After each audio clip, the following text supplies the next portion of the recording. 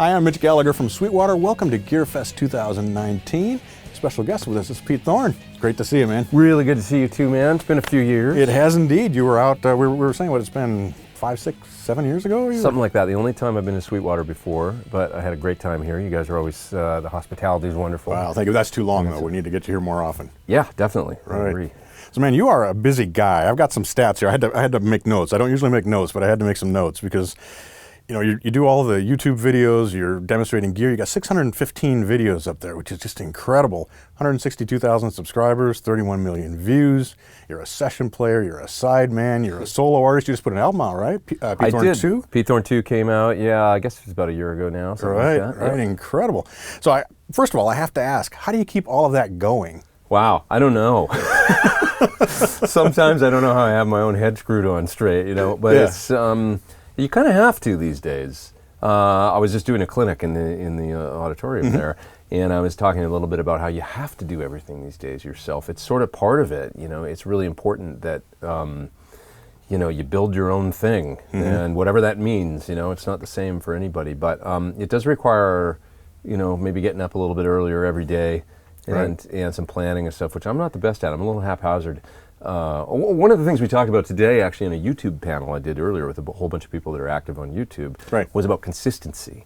You know, and I learned something in that panel. I felt like the other, you know, participants were kind of hammering home that consistency is really important to their channels and their growth. And I thought, you know, every time I get together with a bunch of folks that do YouTube, I learn something, and that's what I took away from that today. It's like I should be more, you know, it shouldn't just be this haphazard thing, but that's how my brain works. I don't know. Yeah, well, you do what works for you. Obviously, it works for you. Yeah, I guess it's part, you know, I feel like with my channel and creatively what I do, maybe that little bit of random, you know, artistic license is, you know, it's supposed to be about the music and the songs first and foremost, you know, guitar, music, songs, creativity. That's the thing that I try and push on my YouTube channel the most. It's just this, that's what I have fun doing, and that's the most authentic me I can be. And sometimes that requires maybe a little bit of chaos. Right. Yeah, that works. And I was watching the workshop where you were putting the song together, and watching your process and how much you think about how each element contributes was very impressive to me. Obviously you aren't just jamming. You know, there's a goal in mind, and you're working toward that goal. Can you talk a little bit about that? Well, with the music, I don't really know how to approach it any other way than hearing like the full production kind of in my head as the song is evolving. Like, I'm always thinking about drum sounds and bass sounds, and you know, I'm thinking about the way the mix should sound as I'm sort of coming up with the first part. I don't know how else to describe it. It all kind of happens at the same time for me.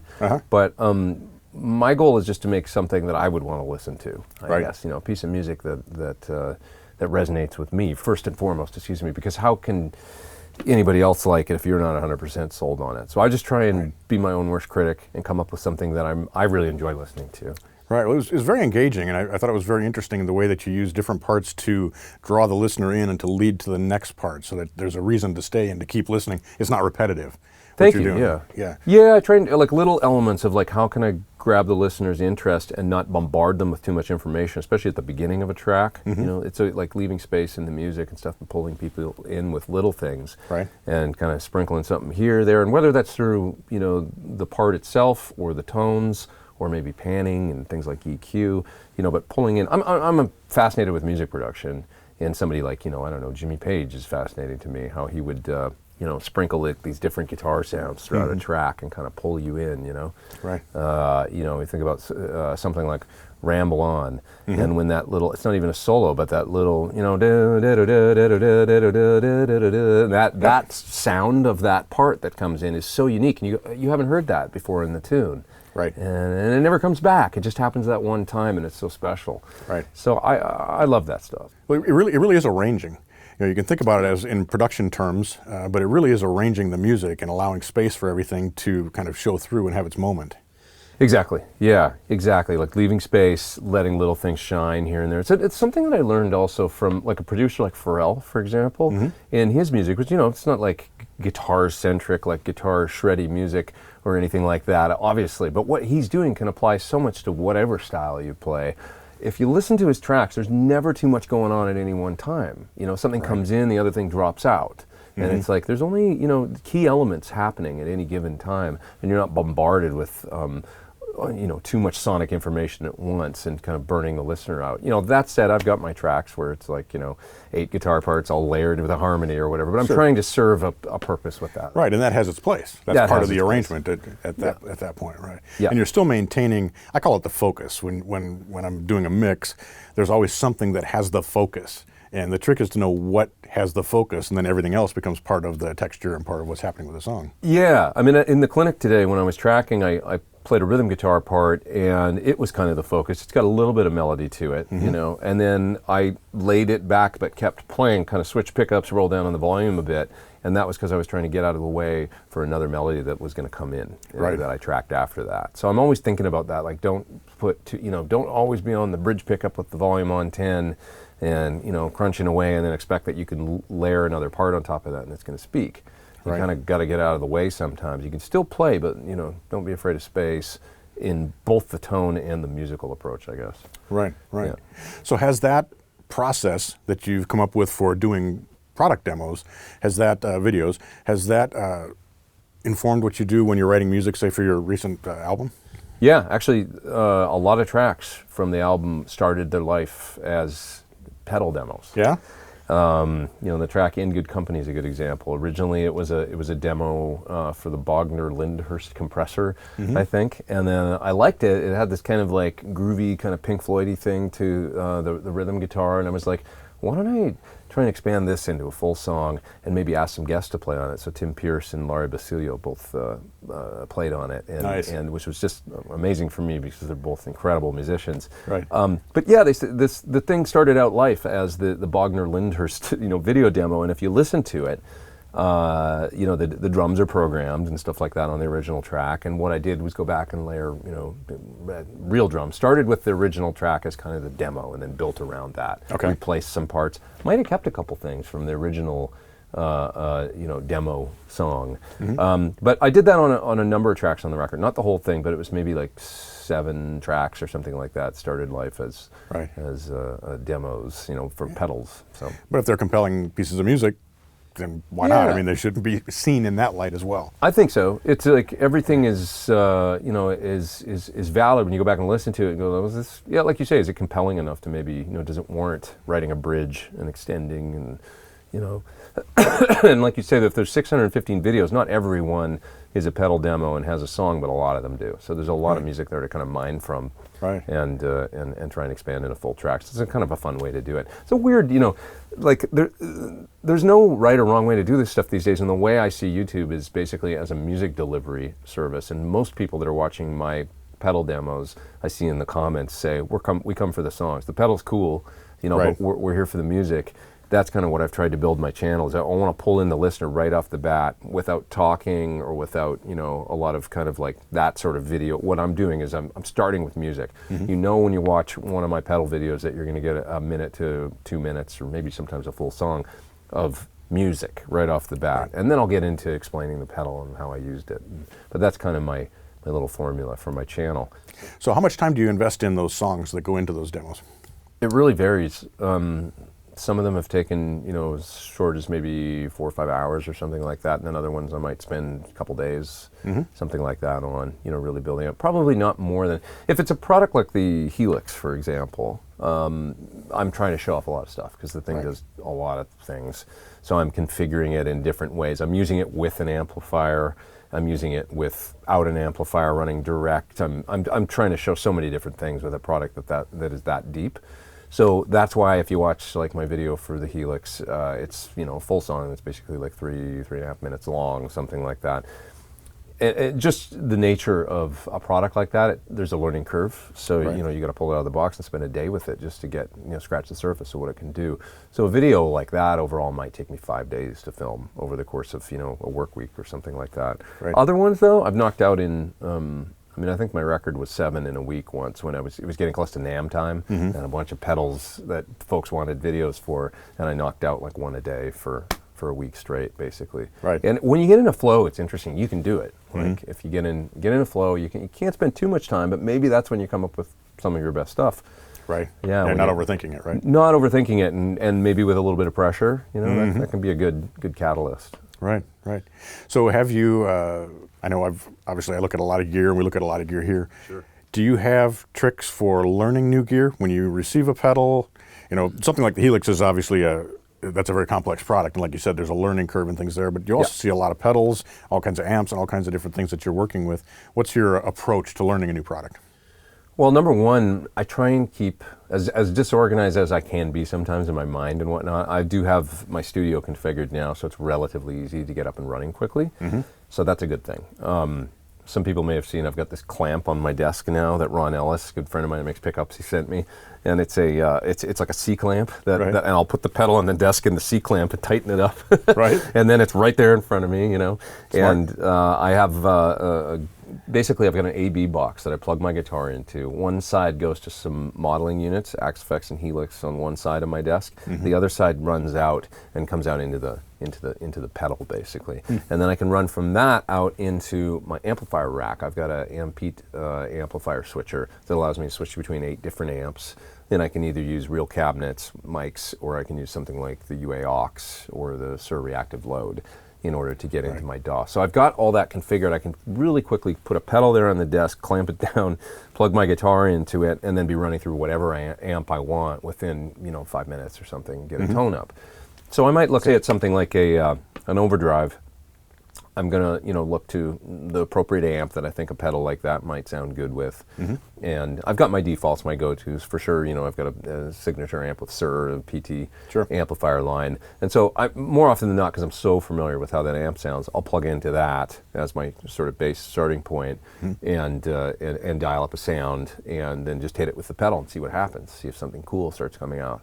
The best thing in the world is when you turn it on and with all the knobs on 5 and go, well, that sounds good. You know, like there it is, and then a riff comes out or something, you get inspired. Sometimes the amp might be wrong, sometimes the cab sound might be wrong, whatever it is, and then you need to start tweaking and finding that thing. But it's really the process of like letting the tone that's coming out of the thing sort of lead me, which is like, I've given myself a limitation and kind of a creative parameter to work within, but it works really well because it's like you're not overwhelmed by option anxiety. You've got this thing that you have to work with. Okay, here's this pedal, it's a tremolo, it's an overdrive, it's a whatever it is, and it's like, okay, I'm gonna make some music with this thing now. I remember like when I was working in the studio with Linda Perry, I used to work a lot with her. She's a great record producer and songwriter. And she used to not like it so much when I showed up with my own gear. She had an amazing studio full of equipment, like 80 guitars out on stands and 20 basses and just every amp under the sun, and pedal drawers full of pedals. She liked it when I didn't bring my own gear and when I just came in and she would say, plug into the AC-15 and grab like one pedal and play the Vox 12 string, something like that, like a weird guitar, or get a Lindsey Buckingham style guitar, the one with the movable pickup. Play that guitar on this track, see what you can come up with. And just pick one pedal. And I was like, initially uncomfortable maybe a little bit with that approach, and then it was like, this is so fun, like having somebody sort of dictate. You might come up with something that you never would if you grabbed your signature guitar, which I love my signature guitar, but I play probably a certain way on it, you know. Grab a Lindsey Buckingham guitar and it's like, what's going to happen now? This is going to be something totally different. So I guess I've taken that approach and transferred it now a little bit to these demos that I make, where it's like, okay, I've got this, phaser, tremolo, whatever it is, and I need to make some music with it. Let's see what comes out. It's fun.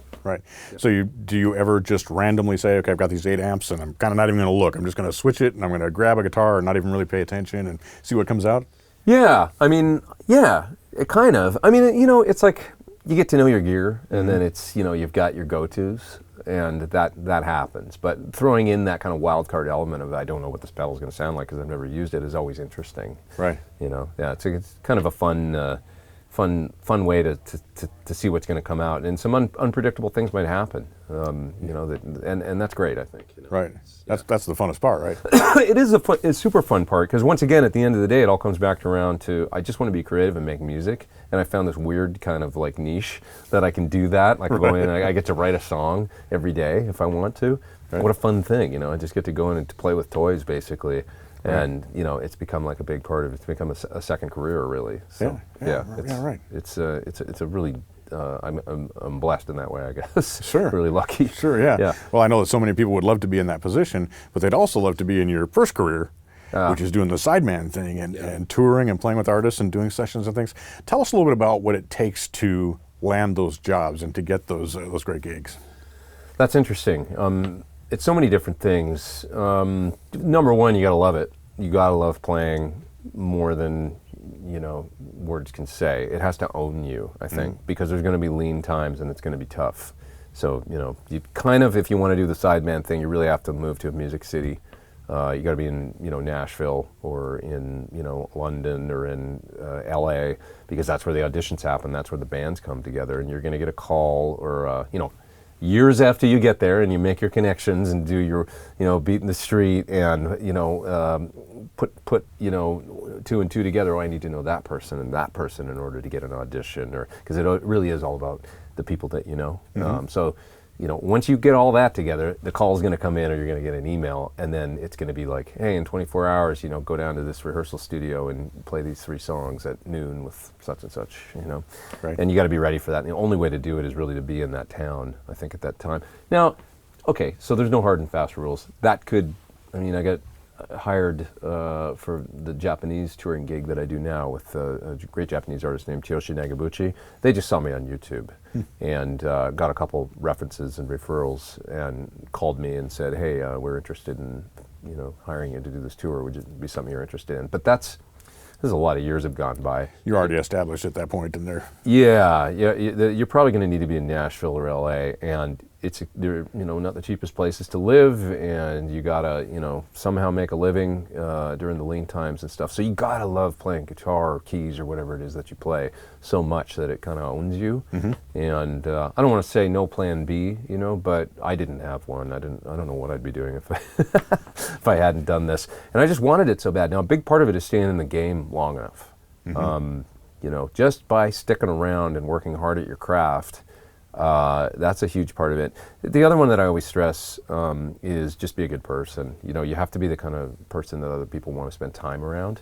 Right. When you go into an audition, people can read that, especially experienced musicians. I mean, they can smell it, like from the time you walk in the door, whether or not you're going to be a pain in the butt. So, right. It really is like, I want to say it's 60% and 40%. The playing, you have to be able to play.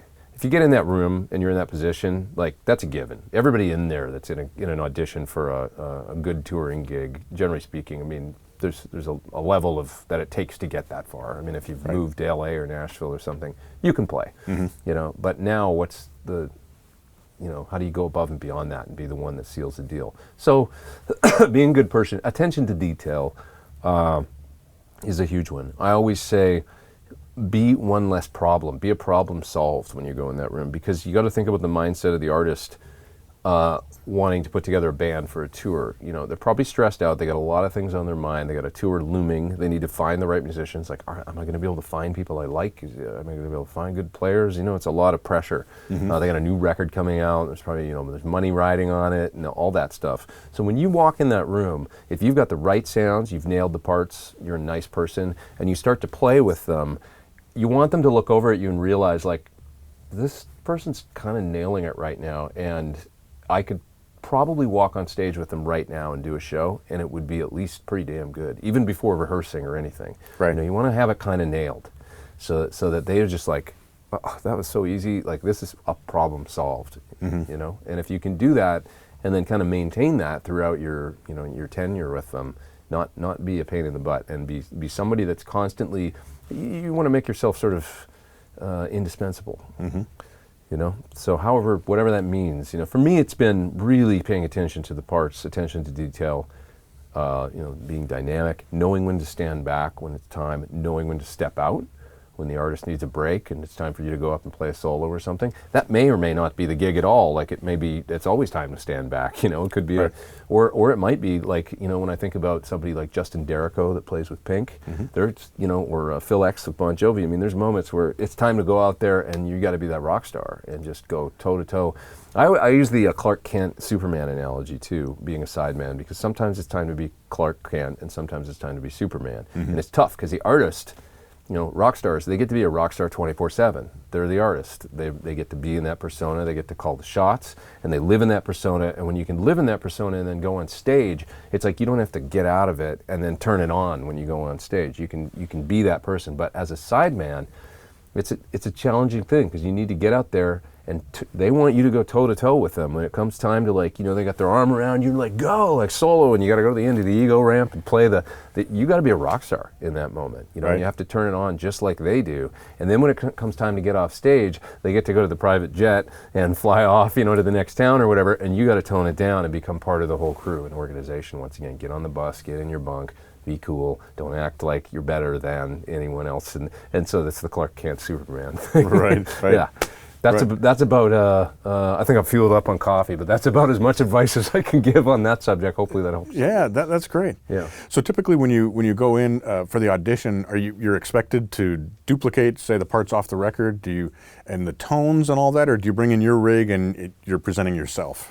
That's a great question. It really, you have to read it. You got to read the room. That's the other thing with auditioning and getting gigs, is read the room and figure out, I think they might want this here. So I remember auditioning for Melissa Etheridge, and I'd really spent a lot of time on the part. She has some distinct, a song like I Want to Come Over, for example, some distinct guitar parts where there's like an eighth note kind of edge style part that starts the whole song off. Mm-hmm. You want to go into the audition and nail that, have that part nailed, play that melody, do that thing.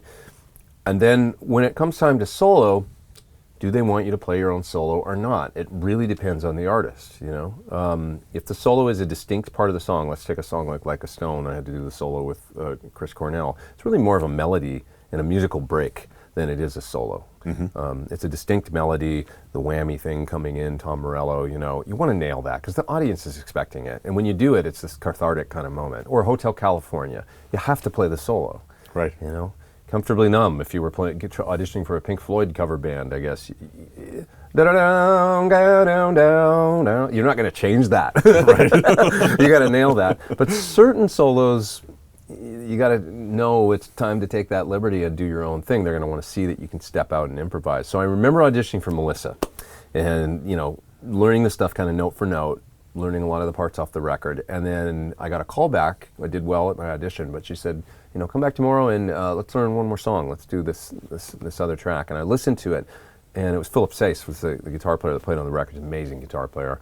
And he did this amazing, kind of bluesy, univibe drenched guitar part on it. And I was like, she doesn't want me to learn this note for note. It's improvising. She wants to see if I can step out and play like Philip had been her previous guitar player, and that's big shoes to step in, I feel like, because he's a really wonderful player with a lot of intensity. Right. So she wanted to see that I could do that, I think, and wanted me to have my own voice at that point. So I went in and did that the next day and just kind of did my own thing. It started with, a key phrase that maybe he started playing at the beginning of a solo, and then branched off after a few bars and started doing my own thing, and just whatever happened, happened.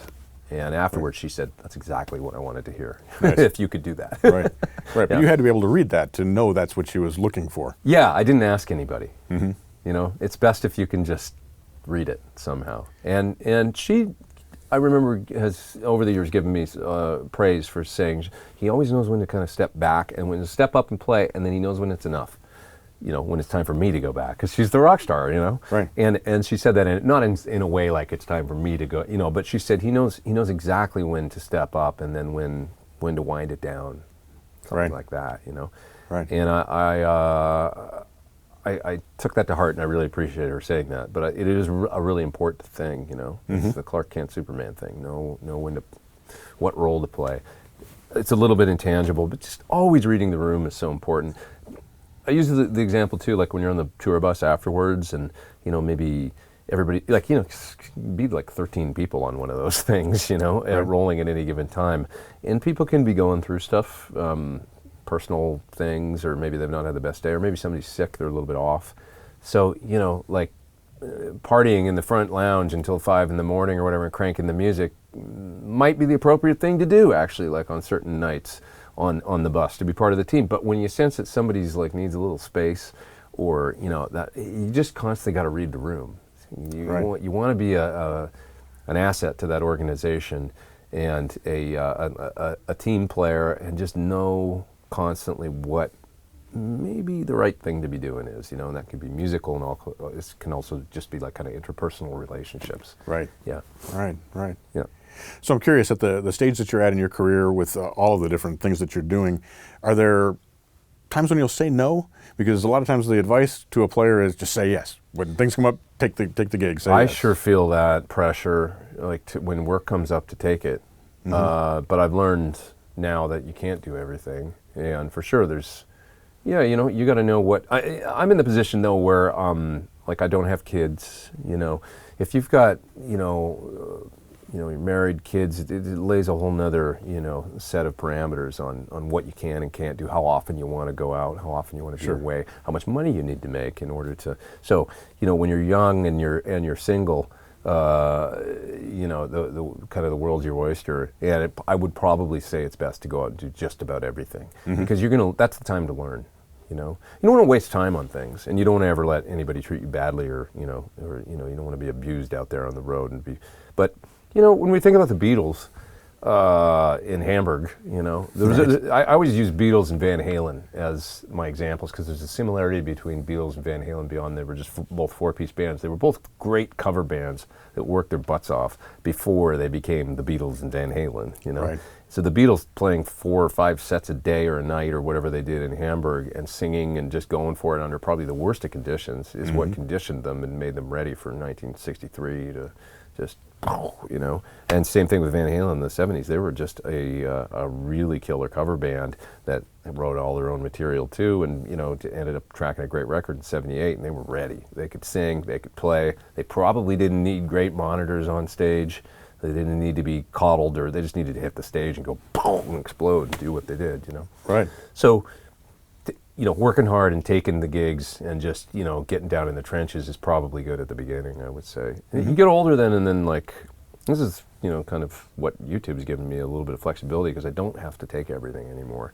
I can stay home now and make the videos I make and work for, certain companies. If a boss needs a video for something, or, and I've got that now. So that's afforded me a lot of freedom and ability to maybe say no to things that, not everybody has that luxury, but it's a great thing. Yeah.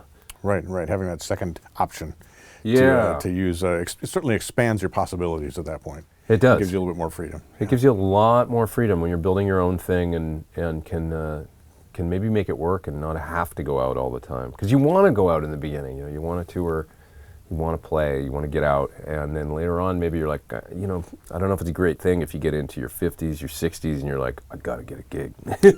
I got to go, because this is all I know how to do. That's a little scary. Like, I think about stuff like that, This has given me, another angle, and I don't take it for granted. And I also don't assume that it's going to be the same in 3-4 years, because who knows? YouTube could go the way of MySpace or something. We don't know, But so always trying to stay ahead of that curve and figure out what's coming next is an important thing. Right, and a big challenge too. Yeah. If there's another platform, something might pop up, and that could be your thing. Whoever's out there watching, it could be like there's Twitch now, live video streaming. I've heard that a lot of musicians are making the switch to that as far as a live streaming platform. That's interesting. I haven't checked that out yet, but I should probably be doing that, because staying ahead of that curve. Right. So. Right. So my last question for you is, you've worked with so many great artists over the years. You mentioned Melissa Etheridge, Chris Cornell, and so many others. What is it that makes a great artist? Oh, wow. There is really a thread that runs through it. That's a great question. It's a dedication to the craft and just an overall love for it.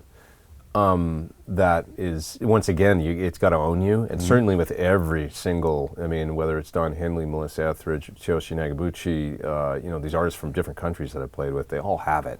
They all are just so dedicated to the craft. They love it so much, and they're kind of all their own worst critics, I think. So there's that. I don't know, man. There's like this electric thing with these people that. When they get on stage, it's not like they don't have fear,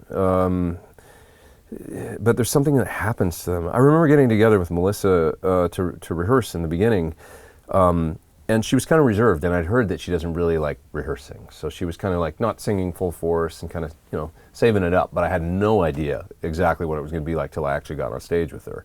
And she held up that 12-string guitar like this, you know, and just her voice was big as a house coming through the side fill. And I was like, whoa, like she was like a lightning rod with that guitar, you know, and she just turns it on. And it's almost like one thing that I've noticed is that the bigger the crowd, the bigger they get. Like, I don't know how else to describe it, but it's like if the bigger the crowd is, Melissa just plays to that. It's like she can make the biggest crowd, the person all the way in the back, feel like they're in the front row. That's a thing that the best can do. I don't know what it is, but they can just turn it on. It's almost like the bigger, you know. Some of us would probably shy away from that or be scared, and they just eat it up. I don't know. Holding the crowd in the palm of your hand somehow. Right. It's an intangible thing, but it's really special when you're on stage with one of those people and you're just like, I feel like I'm watching the gig sometimes. Yeah. You know? Yeah, I mean, like when I played with Don, to be honest, standing on stage with that guy, the song New York Minute, which I think is maybe one of the best songs ever written. It's just such a beautiful song, and the sentiment, the lyrics and everything are just incredible and poignant and great. I would just stand there because I didn't have to play until the chorus. And so the verses are just where the storytelling is going down and storytelling's happening, and it's so beautiful. And I'd stand there and watch him sing, and I'd almost forget that I was on stage. I was just watching him sing the song, but he was like 10 feet away from me, you know. And every night it was such a, I don't know, like it's like an honor to be in the presence of that kind of lyrical and, you know, genius. Yeah. And then, you know, I don't know, Desperado, you know. We do Hotel California and Desperado every night, pretty much, was the encore. This is like, that's a hell of an encore. You know? And so I'd play the final, you know, da-da-da-da-da-da-da-da-da-da-da-da-da-da-da at the end of Hotel, and the crowd is, I got to hold up the guitar and do that every night. And then comes in, and everybody's, you know, the crowd, and then lang, dang, dang, dang. And he'd go to sing, and the crowd would say, you'd just hear the whole crowd, desperate, you know, and he'd go, every night he'd go like, he'd kind of just feign sort of like, do your thing, I'll wait, and they'd and then he'd, Desperado, he'd leave the mic eventually after they were all done, you know, and it was so funny to me, and I just was like, man, that's the thing, holding the crowd right there in the palm of your hand he didn't even have to do anything. He'd already written that amazing song, you know, and he'd go pretend like he was going to sing, and they'd all sing, and he'd give it a moment. And it's so great. It's like that you're in the presence of greatness in that moment, you know, seeing how somebody just, you know, by what they're not doing, they're doing something amazing. So anyway, yeah. So awesome. Yeah. Very cool. Pete, thanks so much for sharing your wisdom and all your experience in all these different areas that you worked in. We appreciate it. And so glad to have you back here at Sweetwater. Thanks, Mitch. Hey, anytime, man. It's really great. Thanks for all the great questions as well. It's my pleasure. It's fun for me. I always learn a lot. And also, we want to make sure we thank Line 6. They brought you in to do the Helix demo today, and we're grateful to them for having you come in today. Absolutely. Thanks so much, Line 6. Great friends of mine, good people, and yeah, just happy to be here. Right on. Thanks so much. Right. And come back sooner. Okay, well, not 7 years this time. It's got to be more than that. Thanks, Mitch. See you soon. All right. And thank you for joining me. I'm Mitch Gallagher from Sweetwater. We're coming to you from GearFest 2019.